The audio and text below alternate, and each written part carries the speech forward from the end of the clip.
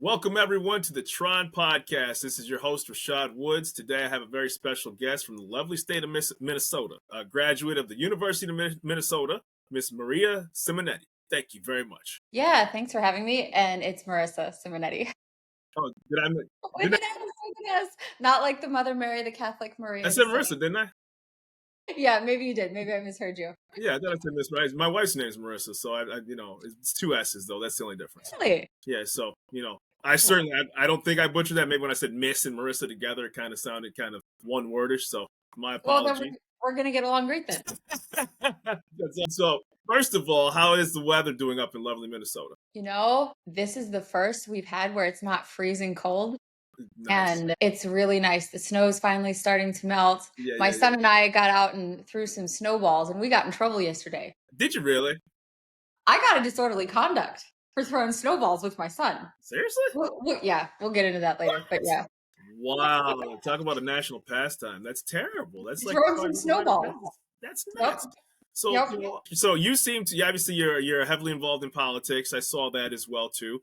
But, first of all, I want to find out, how did you go from graduating from University of Minnesota? What made you go into politics? So my plan when I went back to finish my degree, I'm 31, I'll be 32 this year, was to go to law school. So I took the LSAT, started applying to law schools. And around March of around this time last year, the conversation I had with a friend, and there was a special election for Hennepin County Commissioner. And you ever know, like in your spirit, where you're like, I don't know what the heck this is, but I'm supposed to go this way? Have you ever had that? Yeah. 100%. Yeah, and you just trust your intuition and you go. So it was one of those things, and I filed one day before the deadline, jumped in, and that was my first experience ever actually in politics. Okay. So regardless of who won that race, I would have had to run again in November. Right. And I did very well. There were 6 candidates. I placed top 2 for the final runoff, and then I only lost by 1,000 votes. Okay. Against a current state rep with name recognition. So I was like, I think I can do this. Right. And that's how I got jumped in. So how big is the community that you're in to lose by 1,000? Is like, obviously, for your first time, really like unprepared, I don't want to say unprepared, but just kind of spur of the moment, more or less. Like, was it a large county where you sit back and say that's only a certain amount of percentage? What was the size of the community you were in? So Hennepin County has 7 different districts. Mine was the 6th. There were 128,000 registered voters. In the special election, only about, and this is sad, only about, I think 15,000 people showed up. Okay. Yeah, because we were the only 2 on the ballot. So what it really came down to was good marketing and name recognition. And she had name recognition, and it was a nonpartisan race, but people kind of choose sides regardless. For sure. I learned a lot about different parties' marketing effectiveness and ability to outreach to voters during that time. Right.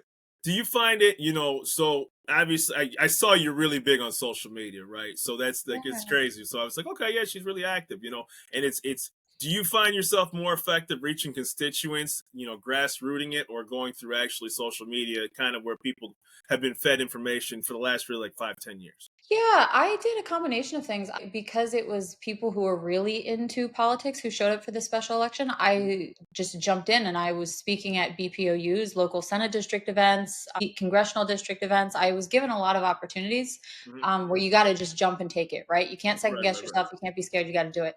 And I think it's a combination of both, but with my social media, a lot of stuff is just contentious and arguing. I've shifted my focus to just trying being a little more light and having fun. That's more fun to me. I kind of want to have fun and be silly and throw some snowballs and I can get the job done.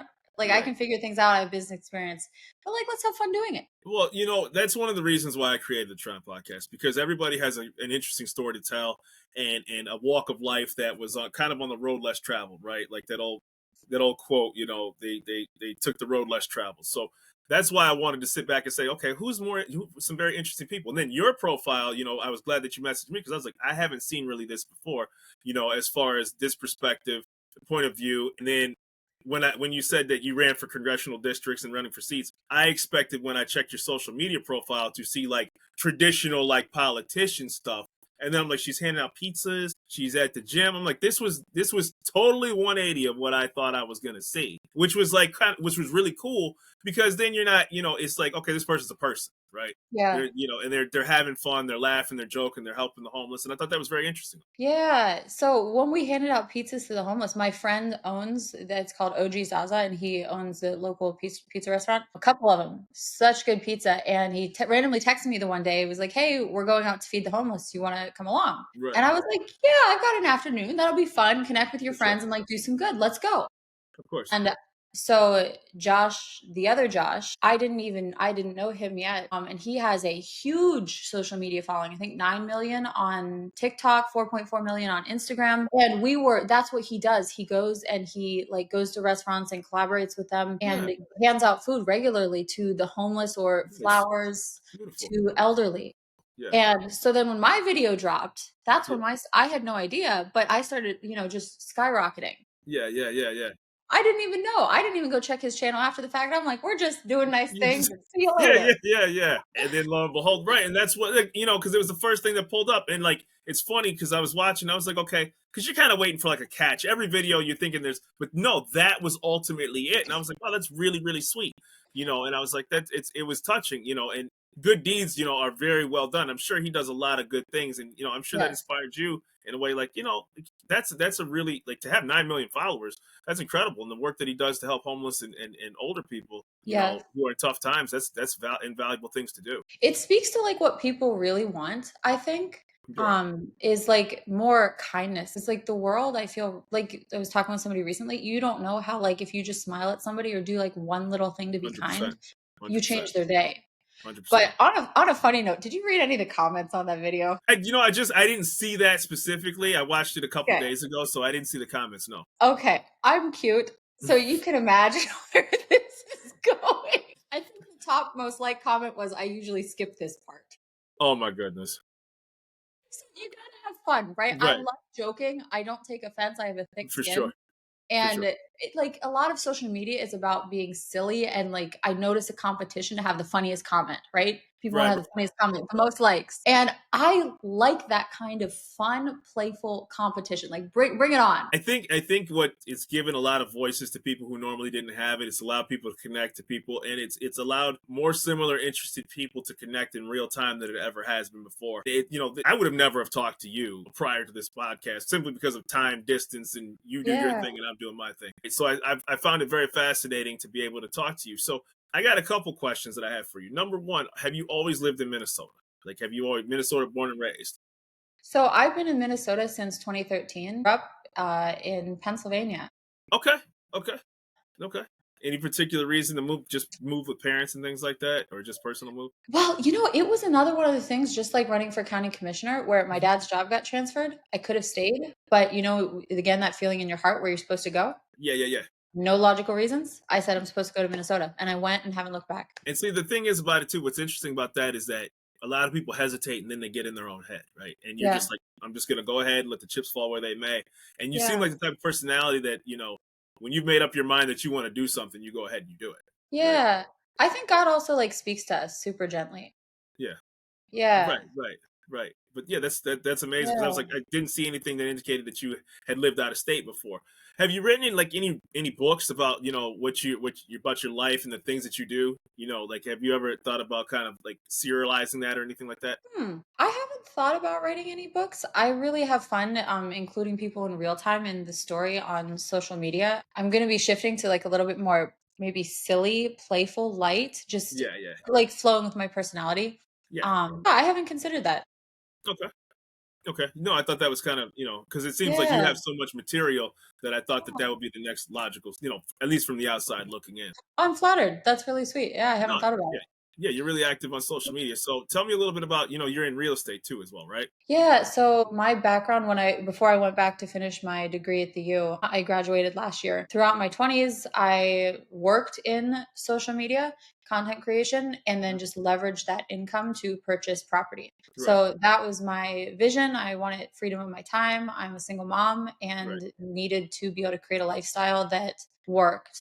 right, right, right. So that's what I did. I've gotten rental property throughout my 20s. So I was always curious about this because when it comes to is there a conflict of interest when a politician has business interest in a particular field, and not just yours respectively, But if like just in general, like if they own party stores, if they own real estate, if they, I mean, a lot of politicians come Yeah. from business backgrounds.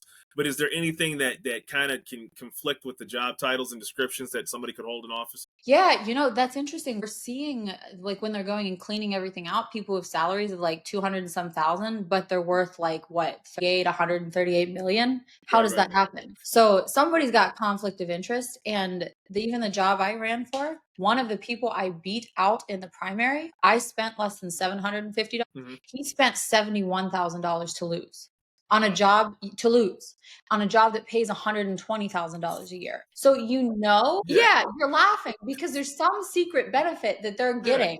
Right, right, right, They're right. deducting. Yeah, like that would be the worst losing hand in Vegas, right? Yes, yes. I had You my know, stop loss point. I'm like, I'm not, in my heart, I can't ask people to invest more than X amount, right? I got right, to have X results, more a business mindset. for sure. So we're required to file a statement of economic interest, which outlines our assets. Yeah, But yeah, I mean, everybody, you just look at some of these bills and stuff that snuck in that there's tons of hokey pokes going on and that's everywhere. not just a Minnesota thing, right? That's obviously irrespective across the board. Because I was just curious. I Yeah. said, because then they always make there's disclosure forms. There's all sorts of things like that. And again, that's not per se that I'm asking about you specifically, but just the system as a whole. No, I'm just Yeah. generally curious. Yeah. Yep. You know. Yep. Tons of hokey pokes. So, what else do you do outside of politics and social media? Yeah, so I'm a mom. I do politics. I've had my OnlyFans page, and this is the one thing that kind of got me in a little bit of trouble Okay. throughout the campaign, Okay. and that caused me to shift my marketing and branding. Yeah. But there's more and more people who are involved in OnlyFans or content creation. And I think just because two things haven't been seen together before doesn't Right. mean that they can't be done or someone can't be involved in their community. So, yeah, I hate seeing people who have any sort of past or whatever, like just written off for their future in any capacity. Like, you feel you're supposed to go do something, believe in yourself, go do it. Right. Yeah. Do you find it more of a generational thing when it comes to having something like that, where maybe people of a certain age or I don't want to say just in general background are less accepting of something of that than they would say the newer, younger voters that are like, hey man, it doesn't no skin off my back, easy peasy, keep it moving. I care about what person does for me while they're in the job. Yeah, people exactly what you said. People who can focus on what the job actually impacts and the Mm-hmm. real issues. Mm-hmm. Like county commissioner was purely a financial job. I have Right. business background. Right. I'm good at that kind of thing. But Correct. everybody's chasing the red herring that has nothing to do with it. But that's a lot of politics is just like rage baiting, emotion baiting, and Right. that's why I'm just having fun because that will suck your soul so badly. Like, do Well, you it's see that? Like, you see these just hate posts, and you're like, you don't even want to participate. Well, and the thing is about it, like, obviously this is about you, not me. But one of the reasons I created the Tron podcast is because I'm not a political show. I have zero interest, like, and I have zero interest in debating what God somebody worships. I have zero interest in debating what somebody's, preference, sexually wise is. I have zero interest in finding out, hey, what's this speech that just got gave today? Let's dissect this. Like, that's a very, very, I want to say, flashpoint late way to live, and you're chasing clickbaits, right? You're chasing clickbaits. It's like, right, it really is. And so, but there's no substance to it. And so you're being your authentic self. You're telling me about your journey, how you became who you are. This is, I know it sounds like a cliche. It's literally the safe space to just talk about what you've accomplished and how Yeah. you became you. And that's what I care about on this show. I'm a big fan of Discovery, big fan of History Channel. This is just that medium where it's like curiosity crosses all boundaries. Yes. Yeah. So that's what my focus is. So did you run into any ageism issues when you were running for political office? Because there's a certain age that you're supposed to. Yeah, I definitely don't look like the typical candidate. There are a couple attractive ones. I think like what is it? Anna Paulina Luna, AOC. Like Yeah. let's get some hot girls. So because And right, because I'm just curious, like, because, like, unfortunately, people have preconceived notions that they may not take you seriously based upon who, you're not supposed to be here, or you're supposed to be here when you've done everything else in life, and kids are grown, and then you're supposed to run for political office, right? Like, yeah. so So I guess maybe that question I don't totally comprehend, because here's how I think. I know I have the ability. I have solved some huge problems in my life, and Yeah, I have the ability to figure. You can throw me in the middle of anywhere, and I can yeah. figure anything out. That's kind of along the So lines I was getting. Yeah, yeah. So I know that, and I mhm, know that I carry that energy. So whatever excuses like maybe other people may have, I just like doesn't even resonate with me. I'm for like, sure, okay, well, have a good one, right? I absolutely. can do it. And you just carry on. What's the size of a team that you need when you run a congression when you run for office? Like, how many people does a candidate need? Oh, there are I had a lot of people who Yeah. supported me in a lot of ways. Sometimes it's just somebody who, rather than an official team, like when I got started, Mhm. the one guy who was running for CD3, Yeah. he had a 20-minute phone call with me. Right. He had been county commissioner before, and Yeah. he sat down and he ran through all the issues with me. And that's when I started wrapping my head around everything. Right. And Right. I Right. literally just took notes on everything he said for 20 Right. minutes. And Got it. it's that little generosity of pointing you in the right direction. I Okay. had someone who helped me out with my signs, people who gave me opportunities to speak at events, who put me up Right. on stage. Like it's little kindnesses that like I think and I appreciate, and I know who those people are, and I feel thankful. Yeah, I know it's Yeah. a mixture of staff and volunteers and everything like that. And I'm sure a lot Yeah. of people are very honored just to get involved, just to be able to hear their name called, and Yeah. ultimately it affects their lifestyle, and where they live at. Yeah, yeah, a lot of people help putting signs out, doing all kinds of things, and yeah, people love to be a contribution and get behind feeling like they're making a difference. Okay, So, fantastic. yeah. But I'm What's just a the person. Yeah. Yeah, right. So what are the pressing, like, your community? I've never been to it. So what exactly are the businesses around like that? What's the needs of the constituents that you service around there, or we're trying to service when you ran for office and you're ultimately going to do again? Yeah, so I'm going to run for a different position in 2026. I'm Right, going to do something statewide. And I'm right, not telling anyone what it is, but I know what I'm doing. right, right, right, right, right. When I did Hennepin District 6, what that job does is they finance the sheriff's department, justice system, county corrections, libraries, things like that. Got it. So yeah, people just want things run efficiently, but the biggest, most pressing thing was dealing with crime. Like people feel some of that stuff has gotten out of control. And there's some really good community based groups that get, I think, more to the root cause in a gentler way. Yeah. That I really, really liked and resonated with. That's awesome. That's awesome. Because they all say that these things are very local, right? So that here you are, you're a resident of the community trying to help the best people best in the position of your community that you're in right now. So best of wishes to you for when you decide to have further aspirations as well too. So when you got into real estate, like, and was that before you were pursuing law, or what? How did that time frame all work itself up? Yeah, so that was in my early 20s. I read the book Rich Dad Poor Dad by Okay. Robert Kiyosaki, Yeah. and that changed my mindset. My mom's a was a stay-at-home mom. She homeschooled all of us, and my dad's a Yeah. mechanical engineer. So I had the mindset of go to school, get a good job, and Right. that opened up my mind to doing something a little different. And you bumble along, you're young, you Of make course. some 100%. mistakes, you figure things out.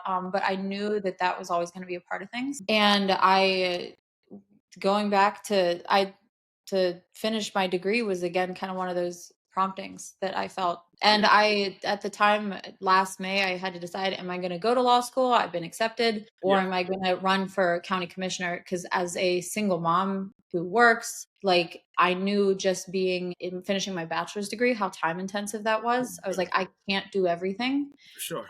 So For sure. I have to pick which way I'm going to go. And you can always go back to law school. If I can get accepted once, Yeah. I Right. can Right. get Right. accepted again. You got your LSAT score, but you believe in yourself, right? You're like, this Absolutely. is the way I'm going to go, and I'm going to jump, and I'm going to make it work. Yeah, So so yeah, my brother actually, he's a licensed attorney. There's nothing that can convince me to take the LSAT, right? Pursue that, because the studying he had to put himself through, right? Whew, it's yeah, a beast. It's an absolute monster. yep, So when you're posting on social media, right, and you're like I said, I was going through all your clips, and you are active, right, and a yeah, lot of it is a lot of funny stuff. Like, you say very inspiring words too. You're at the gym. You say make sure that you surround yourself with people that are pulling you forward, that are kind of showing you the light. It's very inspirational items. Where did that attitude and mindset come from you? Yeah, I try and be a positive person. I'm like anybody else. Sometimes you get down on yourself and Yeah, feeling yeah. like a sad sack, but you gotta always reorient. So yeah, stuff's gonna happen like in life, but you just keep it moving. Yeah, Yeah. yeah. Yeah. Find fun, find the happy, the positive. Right, and I'm sure that I'm sure the realm of politics is probably one of the reasons why you make sure to keep a very positive attitude because again, there's lots of things that can drag you down, in life and in society as well too. And it was not the typical quote unquote politician profile that I saw when I clicked on some of your items as well too. So I was Yeah. yeah, seeing you interactive and doing the things that you were doing, I thought that was a lot of fun as well too. Yeah. Yeah. When you got into real estate, right? What's the learning curve that you had to learn to get into real estate? I think the most challenging thing with anything is like marketing and finding the right type of people. So I'm not a licensed agent. I have rental property. I don't want to get my real estate license. I don't see myself going down that path. Right. But the biggest challenge, ultimately I wanted to own apartment buildings. Hmm. And one, there's a huge financial barrier to entry. You got to Right. have, let's say if it's just $1 million, you got to have 200,000. I was like, okay, well, I don't have that. Right. And Right. then you got to be able to find the property. You got to know how to manage it so you don't run it into the ground. There's so many things. And what I've learned is to connect with good people who already know how to do. And Mhm. then they have X and I have Y. And you just systematically build up the pieces and create a win win. And you marry So, together, yeah. yeah, that took some time. So when people do have those barriers of entry, and it could discourage a lot of people who wanted to get into it. For example, they could sit back and say, "Well, I would always like to do that, but financially, that's out of my reach." They've already quote unquote given before they've started. What do you tell people who are trying to make an entryway into it? Ultimately, it is lucrative, but it has a lot of upfront cost involved with it. Yeah. I mean, so my first like actual investment was 2019 and I had made a business mistake, a bad business partnership in 2017 and lost a lot of money. And so I had to restart from scratch, right? In my 20s, I had just found out I was pregnant, found Yeah, out I'm like negative dollars. I'm like, man, this sucks. So I considered it. I was like, what am I going to do differently here? And even though I still like I paid back, the things that I had incurred, but hmm as part of that, and Robert Kiyosaki talks about this, is paying yourself first. right. And I always put aside a certain percentage off the top every single month and based on what I could do. And I like pay really close attention to it. And that is Okay. how I was able to, from 2017, from like starting from rock bottom to Right. then November 2019, I did my first little thing is part of my restarting phase. And Mhm. then once you do the first one, you go.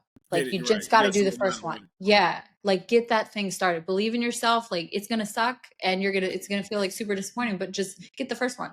Yeah, it's Yeah. kind of like the whole mindset of martial arts. I don't, I have no idea if you take it or not, but I did martial arts, right? And the slogan for martial arts is "Embrace the suck," right?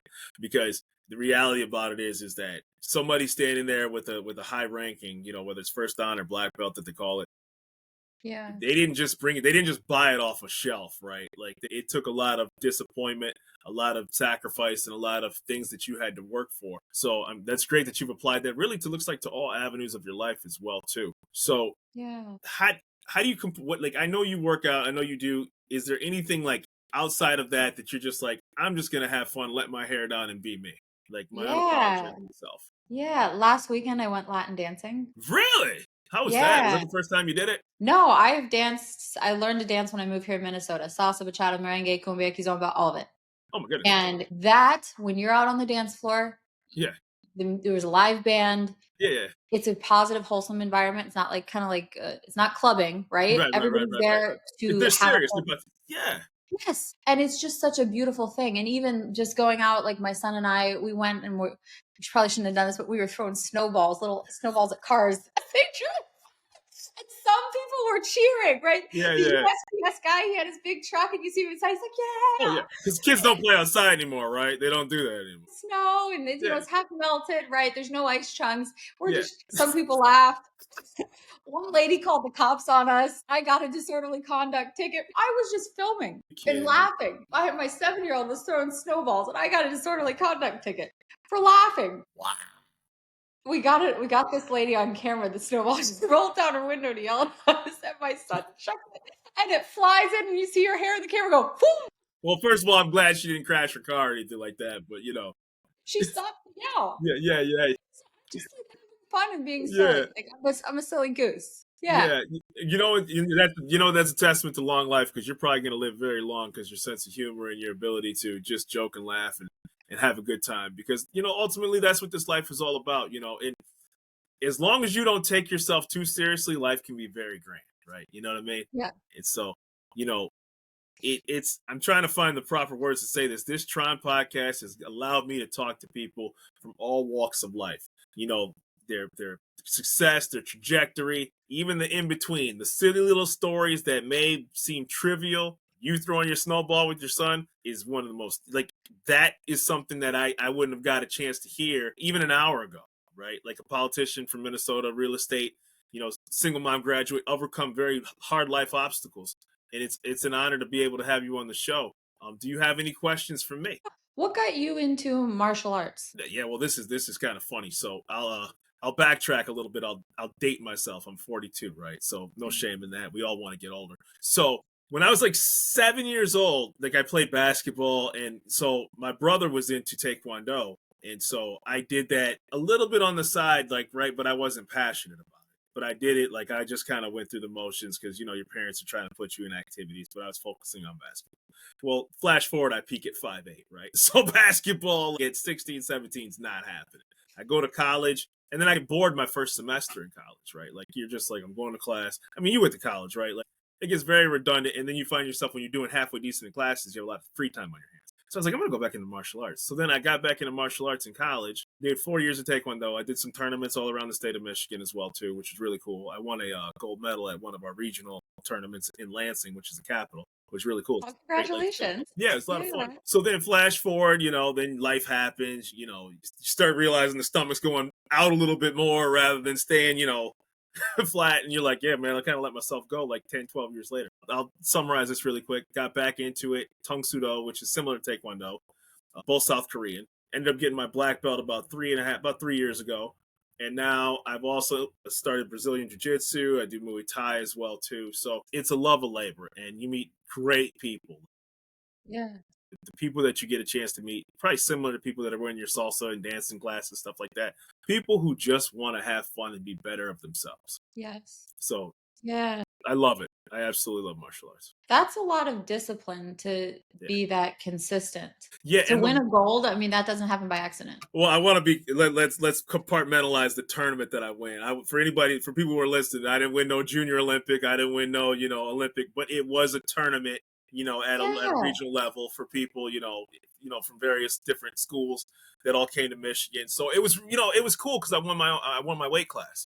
And the trophy's still in my house. And, every once in a while you'd be like, yeah, man, I can kind of kick a little bit of butt, man. And, you kind of give yourself that little tap on the shoulder. So, nothing like running for state office, though, Well, here's a question I have. How many fights do you think you've avoided because you know how to fight? Quite a bit, because everybody has a gun. Oh, does everybody have a gun in Michigan? Well, just in general and as a whole, right? There's a lot of gun owners in Michigan. But then, first of all, the key with martial arts is that about avoiding confrontation. Yeah. Because the second thing that goes in your mind is you can usually the loudest person is usually the person that can't fight, right? It's the quiet person, right? And I'm sure you've ran into that in life. And then the second thing about it is nobody wants to, this is the YouTube era. You don't want to get beat up, and it's all over you. I'm just keeping it real. I don't want to get beat up and then oh yeah, that's me getting served again, So, and then honestly, and this is the God's honest truth, when you train enough, the most nondescript individual is a very good martial artist. I'm talking there's guys who look like accountants, guys who look like bookkeepers, women who, are 5 foot nothing and weigh 125 nothing. I mean, I'll tell you a funny story. When I was in college, I was doing Taekwondo, and I did the judo club for like a semester right before I graduated. And I'm not sure if you're familiar with judo. It's where they toss and throw. Right. So it's a very, very, it's the father of Brazilian Jiu-Jitsu. So like Ronda Rousey did judo, where they armbar you, they throw you, all that stuff, right? So I never did that style before. So I was like, okay, I'm going to do this just to get uncomfortable. So I did a semester, right? And I'll never forget, my second or third day, there's a guy, right? Looked like 150 pounds soaking wet. Turns around, puts on his brown belt. He's like 2 belts away from a black belt. And I'm like, no. And I'm bigger than this guy. And I mean, I got tossed like a rag doll. like just got absolutely crushed. Did And it like, hurt? oh, physically I was tore up apart because he's just Yeah. picking me up and just throwing me across, arm barring me, right? I'd never done judo. So word to the wise, who anybody who trained, never judge a book by its cover. Never. Yeah. Some of these, they're sleepers. Some of Oh, these guys are sleepers. oh yeah. I've trained with people who, I don't know how they put what they did to me. And that's the reality about martial arts is anybody who says they never got their bell rung, anybody who says they've never been choked out, anybody who says they've never been cracked is lying to you. They're completely lying to you. Or they didn't train hard. It's just the fact of the matter. You're going to get hit or you're going to get put to sleep.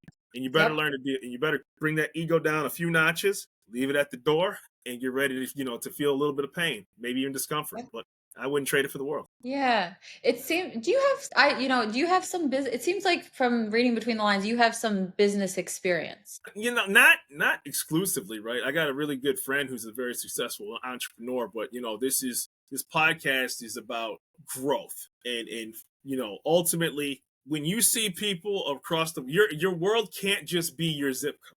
Your world can't just be your county. It can't even be just your state line. There are so many stories that are so intricately told that if you can put yourself in a position, I believe, I'm not here to judge. I'm not here to critique. I'm here to listen and learn and ultimately bring this podcast up to where I hope it will be in the process. You've got a vision and you're consistently working it. Yeah, because I'm just, and this is more about you than me, but since we're just chatting here, I think that there's enough BS to get yourself into that this podcast is trying to avoid that. Because like if people want to, throw pies at each other for 2 hours, then go turn to that channel. Like straight up, go turn to that channel. Don't come here. I just want to know if I and a cute little boy threw a snowball at you, would you? No, not at all. Just like don't hit my kids, right? You know what I'm saying? Like I'm just keeping it like let's keep it copacetic. Like if I see a little kid throwing a snowball, like what am I gonna say? Like right? Like if he starts putting rocks into it, or if he's starting like maliciously hitting me in the face, then I would be like, ma'am, can you tell your son not to crack me in the face with a snow? But like, come on, man. Like let's tone it down a bit. Like there's like call the kid. You calling the cops on the kid with the lemonade stand? Like really, you have nothing else better to do than to go viral calling the cops on a kid at a lemonade stand? Like what world are we living in right now that's like even something? You don't do that. Do you feel people are scared of people who have fun? I think, well, I'll put it this way. I think that I was talking to another podcast guest, and they said, because she was really big on positivity. She sells worms. She was from Canada. She is from Canada. She's still, with us. And she said she makes things to be positive. And she's like, you'd be surprised how many people think there's something wrong with her when she's smiling, right? Because people expect the stoic. You go through the grocery store, like people wave to people, say hi. People are like, what's wrong with you? Why are you waving at me? You're like, oh, like, dang, my bad. To your point, happiness has become like toxic. Yeah. It really is, because negativity sells, and, more importantly, like, I would not ask you as a guest or any guest on this show because I felt like letting off life grievances or wanting to listen to yours about how you've been wronged. That's unfair to your time and my time. Yep. Growth. Whatever you believe in, whatever way you want to move, this is all about how you made something special happen for yourself. And we're still making it happen. The adventure is unfolding. Yes. And that's the fun of it. The bumps, the ups, the downs, and then the little wins. Holding on to those little wins and like really, you did that. You talk to enough people in this world, they'll tell you a story that'll make you cry. So everybody, you know what I'm saying? So like, you talk to enough people, they'll, so it's important, to find those happy moments in life, cherish them, and really just cultivate it. And I want every guest to feel as welcome as I hope that you felt here. I'd love to have a follow-up with you about that because, again, this is what the Tron podcast is all about. You do great things. I want to follow back up with you. Yeah, well, this has been fun. Thanks for having me. And hopefully next time I get to learn a little more about you, too. I love it. Yeah. Hey, listen, I'll tell you one thing. It's the shortest book you'll ever read, right? Don't sell yourself short. Chapter 1, chapter 2, end, right? Like, it's still unwritten. What's that Natasha Bedingfield song, Unwritten? Right. No, hey, listen, I'm a living, breathing document. I had a Scarface poster once that said, every day above ground is a good day. So that's just the truth, so But Marisa Simonetti, I am so grateful for your time. You have been a blast. Keep throwing those snowballs with your son, and best of wishes on your future endeavors, okay? Thanks, Rashad. Anytime.